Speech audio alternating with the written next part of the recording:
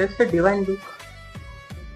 Prem, it is not just a divine book, it is a scientific explanation of spirituality. ज्यावेळेस तू गुरुचरित्र ग्रंथाचं पारायण करतो त्यावेळेस तुझ्या ब्रेन मधील प्रीफ्रंटल कॉर्टेक्स नावाचा पार्ट ऍक्टिव्हेट होतो आणि हा पार्ट ऍक्टिव्हेट झाल्यामुळे तुझ्या अभ्यासामध्ये निर्णय घेण्याची क्षमता वाढीस लागते. तसेच ज्यावेळेस तू गुरुचरित्र ग्रंथाचं पारायण करतो त्यावेळेस आपल्या बॉडीमधील कॉर्टिसोल हा स्ट्रेस हार्मोन याची लेवल कमी होते. तसेच दादा, श्री गुरुचरित्र ग्रंथाच्या पारायणातील ओव्यांमुळे आपल्या ब्रेन मधील अल्फा वेव्ज वाढीस लागतात. श्री गुरुचरित्र पारायणाच्या नियमांमुळे तुझ्या शरीराला एक चांगली सवय लागणार लवकर उठण्याची.